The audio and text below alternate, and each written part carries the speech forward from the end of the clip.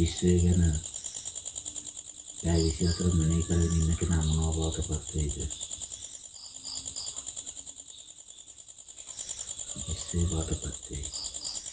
එහෙම පත් වුණ මුළු විශ්වයේම අයිතිකාරයා කවුද?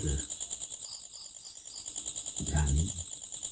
එයා පතන එකක්, ඉතන එකක් මේ අණු වලින් ෆ්‍රීකවන්සි වලින් මේම කරනකොට සිද්ධ වෙනවා. පැය 24ක් ඇතුළත ඒවා ලැබෙනවා, හම්බ වෙනවා, සිදු වෙනවා, ක්‍රියාත්මක වෙනවා. on the spot විතරම වේදේ ඔක්කොම. ඇයි? ඒක ඉල්ලලා තියෙන එක නා සත්‍ය තුන්කලේ නෙමෙයි. විශ්වේම ඉල්ලලා තියෙනවා. ඔක්කොම යාගේ ඉඳලා ඒ තියෙන තැන් වලින් ඔක්කොම ටක් ගාලා ලැබෙනවා. මට අවශ්‍යදි තියෙන කාටද එයාට සිතිල්ල දෙනවා ටක් ගාලා. එයාට හිතන පූජා කරන්න. ඇයි සාමනාස මට ඉක්ම දෙන්න. කොහොමද බලන්නේ ඔක්කොම එනවා ඇතිලා.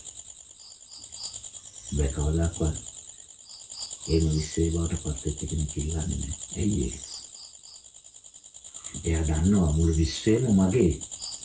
මම ඉල්ලුවොත් මේක මගේ නෙමෙයි. ඒ නිසා තමයි මම ඉල්ලන්නේ. එතනට එයා එන්නේ නැහැ. ඒ මාවොත් එයා විශ්වේ බවට පත් වෙලා නැහැ. ඒ නිසා සදාකාලෙට පිළිනොම් පානකම් මේ විශ්වයේ මොකද ප්‍රාර්ථනා කරන්නේ.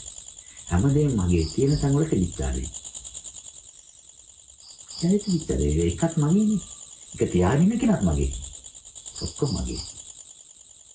විශ්ව ශක්තිය තමයි ප්‍රාණ ශක්තිය වෙලා හැමතැනම තියෙන්නේ.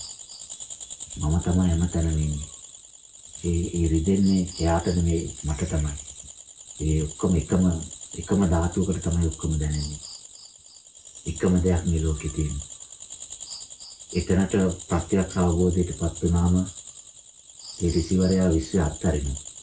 එයාට කර්ම ක්‍රියාත්මක වෙන්නේ නැහැ. out of syllabus එක. ඉල්ලුවත් ඒ මොහොතේම ලැබෙනවා. එයා ඉල්ලන්නේ. ඉල්ලුවත් මුළු විශ්වයම මගේ කියලා හිතන දැනගෙන ඉන්න මම මේක මගේ නෙමෙයි කියලා හිතපු නිසා මං ඉල්ලුවේ. එතන යට වැරදෙනවා. මිනිසලා කවදාකවත් ඉල්ලන්නේ. පඤ්ඤා දේශනා කාලේ තියෙන විශේෂ සමීකරණ මේවා. මිනිස්සු ගොඩාක් විස්මයටපත් වෙනවා. මේම දේවල් ලෝකේ තිබිලා තියෙනවා කියලා. වාසයට පඤ්ඤා පේනවද? මට පඤ්ඤා පේන්නේ ප්‍රාණ ශක්තියක් විදියට. සත්‍ය කියලා බලනකොට යාගේ එනර්ජි පාටිකල් එක තමයි බලන්නේ. චිත්ත වීතියකින් මගේ ප්‍රාණ ශක්තිය යාගේ ප්‍රාණ ශක්තියට මිශ්‍ර කෙරුවොත් මම හිතන විදියට එයා හිතන්නේ නැද්ද?